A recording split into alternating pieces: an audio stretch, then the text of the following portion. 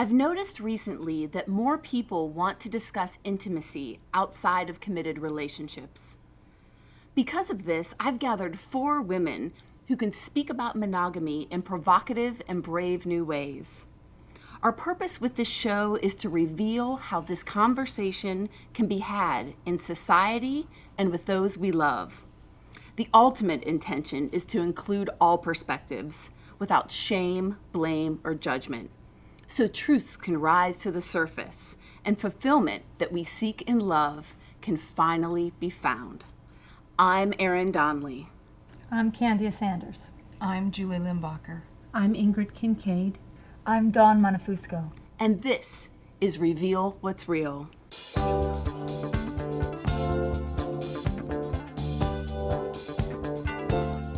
All right, ladies, thank you very much for joining me. This is a dicey topic, and it is sticky and complicated, and that's why we're going there. So let's do it. I love it. Now, we tried something a little different with this show where I gathered questions from women in the audience, from women who are viewers of this show. I chose 5 of the most compelling situations that people had that they wanted to get our feedback on. So I'm going to go through these and read the situations, and then let's just jump in and discuss. So let's start with this first one from one of our viewers. This woman says, I was raised to believe that showing your sexual essence was unladylike and sleazy. So for me, great sex happens when I'm getting away with it or doing something I'm not supposed to do. Because of this, my relationships inevitably end, and I fear I'll never know true intimacy. Whew. I love what she's saying here too, because as you know, young girls and young ladies, I mean, I got that all the time of, oh, Erin, that's not very ladylike. And, you know, women who did kind of show up in like full in their sexual essence were viewed kind of sleazy. Bad girls. Yeah, exactly. And there's something exciting about that whole bad girl essence. Yeah. You know, doing something that's naughty. I mean, and I think that's what we talked about earlier too. It's taboo. And if it's taboo, then you want to go check it out. And so that gets there at a young age, and I think that might set the tone for what turns them on sexually. Is that what's going on? I think you have to get to the root of it. You know, where That line, getting away with it, I'm wondering about that. Am I getting away with something, or I've never allowed myself different options, different ways of being in a relationship, having sex, expressing my inner self. So getting away with it, I'm getting away with something that I could never bring forward. Oh, maybe she needs to get away with like wearing something crazy or tying them up. that's a great point. Yeah, Pleasing so maybe it's yourself. not outside of. Exactly. I like that. And also, again, it's this place where we're taught. This is taught to us from the beginning. Before you can talk, you're taught how you're supposed to act. What is ladylike and what is acceptable behavior for a woman. So when someone says I'm getting away with it, it's to me it's also that place where have I actually stepped into my own true nature? Yes. Because I was told that it wasn't okay to be who I was. I was told that the way I felt sexually, even as a child, children are sexual. Yes. And so if you're always pushed down that this is not okay and this is not right and this is not allowed, you come to a place where who you are in your essence is not acceptable. So this I'm getting away with something is almost, it's like child language of I'm actually stepping into who I really am. And so this place of when you step into who you really are, and you begin to feel how powerful that is and how real and how alive you are, then there's the backlash of all that old conditioning that's like, whoa, this is not okay. Because you haven't undone all of that programming. And then it's like, well, of course the relationships, like inevitably they end, but it's like perhaps they were attracted to the real you. And then all of a sudden it's like, so you start to pull back. Again, it goes back to us individually. Could you explain to me how this works in with monogamy? I think that From what I could see with this woman is that she was saying that she really wants true intimacy, and for her, true intimacy might just mean monogamy. You know what I mean? That we think that that's what true intimacy is, monogamy. And she's just saying, like, God, I'm never going to be able to do that because I get bored in monogamous relationships, or I sabotage them, or I go out and have to sleep with someone else. It sounds like she needs a really sleazy partner. Maybe. Maybe. Which I think is completely okay. Yeah, and who says that the end result of sex is intimacy? Why isn't it okay for us? You know, it's like somebody says, I'm running around with, you said running around like a chicken with my head cut off, instead of saying I'm running around the neighborhood like a dog in heat. Because, you know, it's like if That you, was more if, like it. if you actually are looking for a good fuck, and that's all you want, it's like, forget the intimacy thing. It's Claim that. Claim that. It's like, I really want some sex. And it has nothing to do with, you know, committing my life to somebody and having intimacy and long conversations by the fireside. It's like sometimes that's what we as women don't have a place to actually say. That's exactly your last sentence. I think is so true. It's as women, men have a much better platform for that than we do. Yes. It's really true. We still have these misconstrued Gender standards. socialization roles. And Absolutely. Men, it's okay.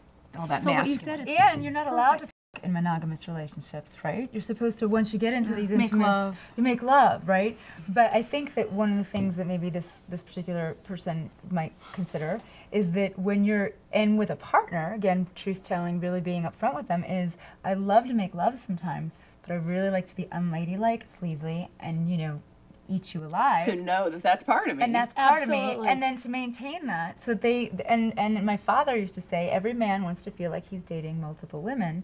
So you could, but I think by true. by That's giving, good. but we suppress Red weight, right? we suppress our sides to feed into this I'm a good Yeah. girl monogamous thing. And I think that, you know, if we just were unladylike sometimes, sleazy other times, super classy other times, you know, and just with our partners, that it would feed into these different roles. Absolutely. Yeah.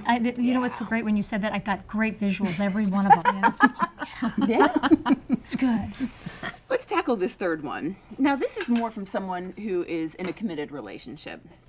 So this woman says, I'm committed to someone I love, but there was a circumstance recently where I could have engaged with someone on an intimate level. In that moment, it would have felt right and no one would have known. I didn't do it, but now it's in my thoughts constantly. I'm sad that I couldn't go there. Oh. Big guilt right there. Yeah. Big guilt. I mean, that's written right across that guilt. I mean, we wrestle with guilt all the time. And interestingly enough, from my work, guilt then associates with the large intestine. And the opposite of that is self-worth. And that's our biggest challenge today. And all you have to do is look at the nation. How many unhealthy people do we have? So to me, guilt is one of those underlying issues that we have Shows in up America. as illness. I agree. And so She doesn't need to feel guilt. I mean, you're going to fall in love with multiple people while you're in a committed relationship. You'll get close to people, you'll feel drawn to people, and I think one of the major conversations we don't allow to happen or tell people is that will happen while you're in relationship with someone. You will have feelings. You will want to act on those feelings. Whether you act or not depends on your agreements. But you're always going to have feelings, you know, and then guilt the shouldn't guilt be should one be of one them. of them. Yeah. But if we are not giving ourselves permission True. individually and as society, then that's where the guilt and True. shame comes up. So if we are starting to have this conversation that, if you have an open heart, which is what a lot of us are striving for, you will fall in love, or you'll get really close, and then that's okay. And let's talk about that. And so maybe some of these issues of monogamy, we have to backtrack and talk about this. That it's not so black and white. No. You don't. If I fall in love with you and I commit to you, that's it. I don't believe very much is very black and white in this world. There's shades of gray. It's messy. perception. Yeah. Your perception is totally different than your Exactly. perception. And what's an amazing thing that happened to me years ago when I was in my 20s with a relationship, I wound up falling deeply for a neighbor boy. And we were good friends, and it was obvious that I'd sort of fallen in love with him a bit. And my boyfriend, who we practiced a lot of transparency. We kind of got it, you know. I had a wonderful relationship back then. And came in, I was too embarrassed to tell him that I was sad because the boy didn't want to talk to me anymore because he liked me too much and we couldn't really hang out as much because like you have a boyfriend. I started to cry and my boyfriend came over to me and he says, "Oh, did you fall in love?" and I cried on him and I said, "Yeah." He goes, "It happens." And we continued on for years and it was not a big deal. It was just, these things happen and it wasn't physical, Well, and I think we're taught that if you're with the right person, you will not feel that. Right. But that's bullshit. Yeah, it's you just will like, fall come in love. on. You see it happen in the workplace all the time. You see it everywhere. And then it just drives people into the place of shame and guilt. Those are big ones. It's, are I can't unrealistic. tolerate Guilt that. is huge. Unrealistic expectations. Absolutely. You were talking about that. Is monogamy realistic? Again, back that up. Maybe one person forever with the exclusion of everyone else, maybe that's totally unrealistic. Yeah. Well, maybe that's the unnatural. And that's the contrivance. And that's is always ask the question, who gets benefited by that? That whole concept of marriage and commitment to one person for the, till death do you part, just look at where that all came from. It isn't natural. And it's not working. And it doesn't work. It never did. It was about control. It was about property rights. It was about ownership. And so part of what I would say as a woman probably older than all of you here at the table is just that place of like coming to the realization, I own my own body. Thank you very much. Nobody owns my body. Nobody has a right to say how or when or what I do with it. And it's like the words themselves are charged. When we start discussing this and we use words like cheating and unfaithful and infidelity and breaking vows and all of that, that they're intentionally charged so that, whoa, when I hear them, I'm going to sit back and get frightened that I'm going to be accused of something rather than to step into the place and say, I'm finished with this. This was made up by a third party. Didn't ask for my advice or opinion about it, and I'm not buying it anymore. And then we talked about it, how it's delivered to us when we're young. Yeah. Because I think if we were, I feel that monogamy is not biologically natural, but neither is sitting on a mat meditating, consciously meditating. Neither is, the hair color we use. There's so many things that are not natural that we're, in our houses, in our jobs, in our routines, but we do things because they work.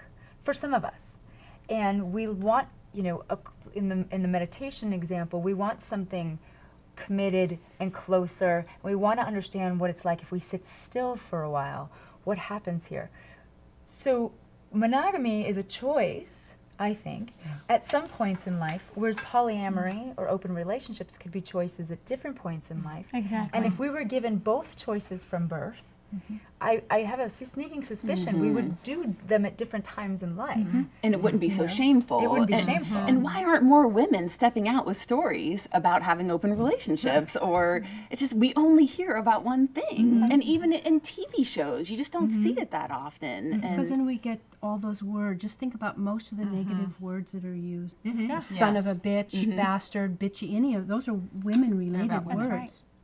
And so we like, well, do I want to be called that? Do I want to be called a loose woman? Or do I want to be called a slut or whatever? I mean, and we're still, whether you agree with it, believe it, or subscribe to it, we're still in that paradigm. in a society, a Judeo-Christian belief system that runs the show, and that, maybe we have these conversations on the coasts of the United States, but there's still so many thousands, millions of people that will label you that way. So it takes a huge amount of courage to step into a place and say, no, this doesn't work.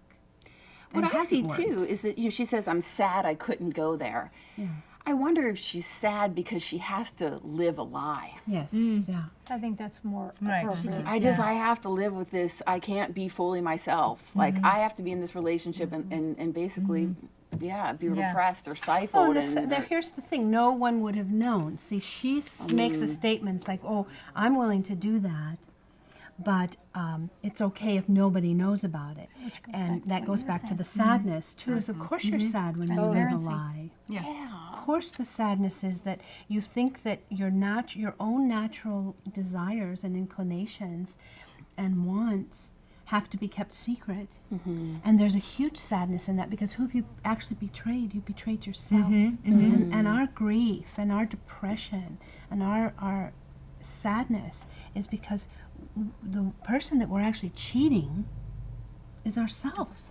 And I think traditional monogamy is based on guilt, shame, and not being able to reveal what's real.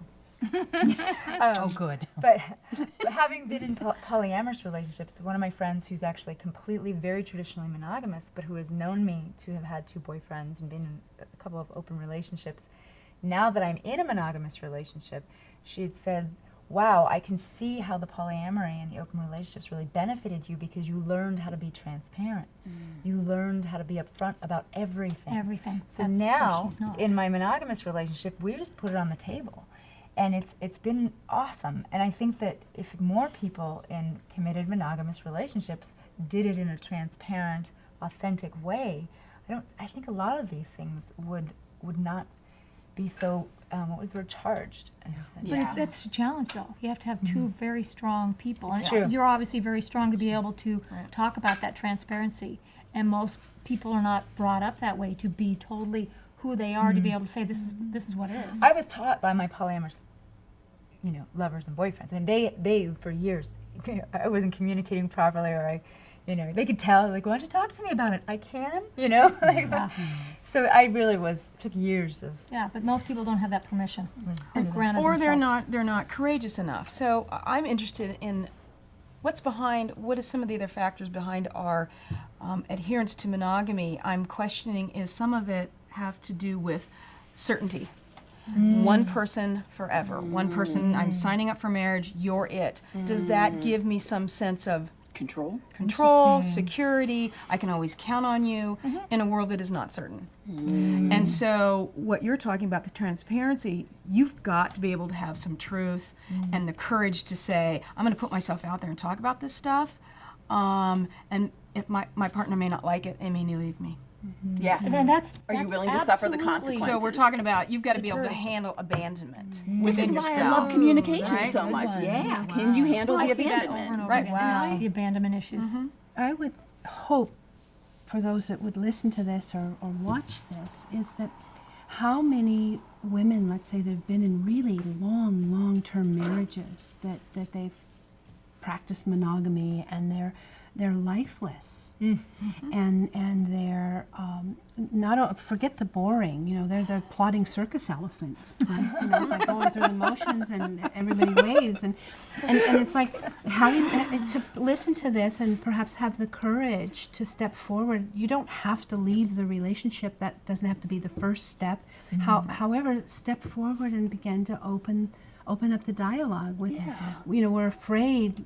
Well, Erin, you and I have Like you talked said, about that. abandonment It's like, is huge. I agree with you. I'm afraid, they couldn't handle it, or They wouldn't understand. understand. They It wouldn't would like crush them. But why would That's we a good one. continue to be with a person day after day if we really believe that to be true? That they would rather me live a lie than for me to be truthful. What kind of relationship is that? Not one that I want to have. And so the courage, even for more, like older women, more mature women that have been in these long, imprisonments. Yeah, when no sex statistics. What's amazing statistics in marriage today, 40%, that's almost half of marriages do not have sex. Okay, good. Why be married? Why not I'm just not be getting married friends? anytime soon then. That's just staggering, but it goes along with these women that have been, or men too. Yeah. I mean, because they're just as much, what's the word I want? Withheld from their own heart and their own truth. The men are just, if you're having a bad time, you don't think the man's having a good time. I mean, it's That reciprocated. segues into this next one really, really well, is that this woman says, in my marriage, I often get bitchy, controlling, and I don't want to have sex. At the same time, I secretly fantasize about being ravished by many different men. Why is my partner not starring in this role? And how can I regain that feeling again with my husband? When I hear this, I think a lot about how women take on a masculine role, both in the workplace and in the home and in relationships. We're about getting things done and moving forward and accomplishing goals, and we get edgy and then when it comes to just relaxing, and being the woman, that's so unnatural to us. So we start getting shut down sexually and controlling the issues and being and so in that situation, I kind of think she needs a man who knows how to bring out her feminine essence, who knows how to push back and say, hey, listen, you know, like, take her, you know, or something. I think that's really a huge issue. And like what you were saying before about Portland, that's a whole other topic, but is having a man be a man. I mean, it's not just women being women, but we need men to stand up and be men, and they've been put into these roles that they're trying to figure out their emotional aspect, they're trying to figure out where they're supposed to be in the workplace, they're supposed to be the loving dad, they're supposed to be the husband, they're supposed to be the friend. There's so much pressure on men today. And we don't look at that as women. We always look at it's all on our side, but there's so much pressure on men So what do today. we need them to do to be real men? We need to be women. We need to be the ones, even though we want them to step up to. Other piece of it is we have to step up to. We have to step up and be this the mavens, the sexual goddess. We have to be strong and be feminine. Take it on, just like you were saying. Put on that sexy underwear. You know, be the female, so that the man then has the opportunity to step up. Because I really do feel a lot of times we as women put too much pressure on them to know what we want. When it goes back to what we were saying, we don't necessarily tell them. Right. She probably enjoyed being controlling. You know, she probably enjoyed that she had the control, and then she pushed and pushed and pushed, and then he probably backed. I mean, I have a feeling that women, you know, who I've seen women get into situations with men where they obviously choose a man who's even a smidge submissive. And what they do then is then they want to almost, you know, they want to make a turtle into a lion. It ain't going to happen, you know? And so it's also a real challenge for a strong woman to take on a lion. You know, so I don't know what's going on with this particular person, but it doesn't sound, well, as Ingrid said, what was it? If the horse is dead, get off of it. When the horse dies, get off. When the horse dies, get off it. I think that we're in such a culture of processing and doing our feelings and, you know, all that communicating. There's also this place of sometimes you just want to have a good fuck. Yeah. I mean, that's where the monogamy gets the boring. It's like, well, sometimes I don't want to process and, you know, it's like, I'm bitchy and I'm controlling and I just would like Get to me up have, against a wall. yeah, and then So maybe that's how the guy can step forward. Yeah. Just being like, enough of this. Okay. Get in the room. But here's the thing. If we want them to come forth, she's got to come forth. Yeah, She's agreed. got to own her Agreed. sexuality. She's got to do her Yes. internal work and say, it's okay. Or tonight, not tonight. I'm gonna play with my vibrator tonight. I'm gonna allow myself to do these things that I may have labeled wrong and bad, to explore myself so I can come forward and then ask you for this or participate in that. And what you do is your business. But I'm gonna ask. But she's got to feel comfortable in her sexuality, which means she's got to explore and she's got to do this work, because we don't come out like that. They don't and I socialize think that when us she to says do I that. get bitchy and controlling, I don't want to have sex, I don't believe that. I think it's actually what she does want to be sexual. She doesn't want to be sexual in that. She doesn't want to. I agree. She doesn't want to instigate it. You know what I mean? She might get bitchy and controlling because she's waiting.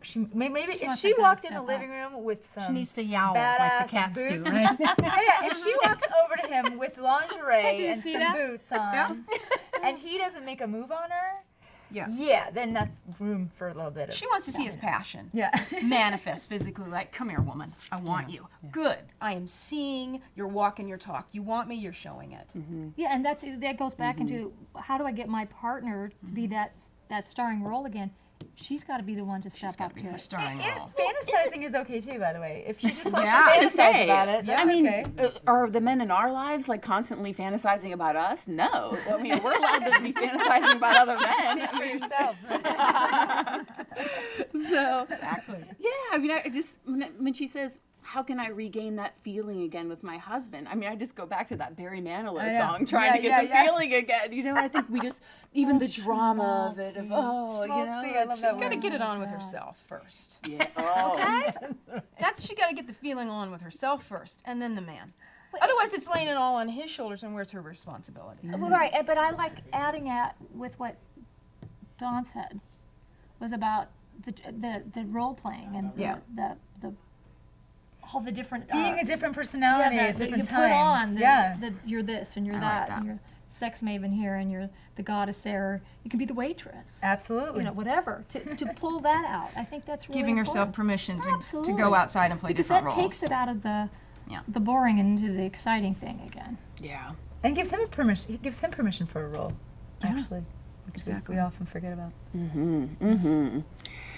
We just have a couple minutes left. I want to just say that, you know, we often hear in the media about men who have had affairs or have cheated, Arnold Schwarzenegger, Tiger Woods, and all of that. And I may be crazy, but I tend to sometimes feel bad for the woman, yes, but I feel bad for them too, that they've had to live with all this Totally. like lies and hiding and probably shame and guilt too. And so I'd love to see from this show more women step forth with their stories of when they had affairs or cheated, or let's take those crappy words off the table, or when they expressed themselves sexually in a way that felt right to them.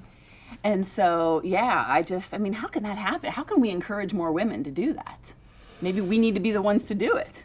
Talking about judgment, so sometimes maybe doing the wrong thing in the short term can end up being the right thing because it's what your gut tells you to do. Even if you're in a committed relationship, maybe it's not going so well, it's a marriage, you took the marriage vows, you take them seriously, but you are pulled to be with another person, maybe that wrong thing takes you down a path that you needed to go, which means it's messy, which means it gets back to what I'm interested in is taking things out of a black and white context. It's not either or, it's messy most of the time. And can we have this place of forgiveness if somebody falls off the horse, a Tiger Woods? Why is he always the evil one and the wife is the poor suffering victim? And now we get into these other roles that women were put into. Oh, she didn't know, really? Come on. Exactly. And many times with marriages that have monogamy issues, there's something going on in the marriage. And if you just chop off the head and I'm out of here, he cheated, she cheated, I think that you are missing the opportunity for both people to look inside and go, hey, what is this giving me to learn about myself, True about intimacy. relationships, and our, True intimacy is truth. Ladies, this has been incredible. I hope to God that couples watch this together, women watch it together, or men, whatever. These are conversations that need to come out. So thank you very Thanks, Erin. much. It was awesome. having us. Yeah, Really, right that's on. great. Mhm.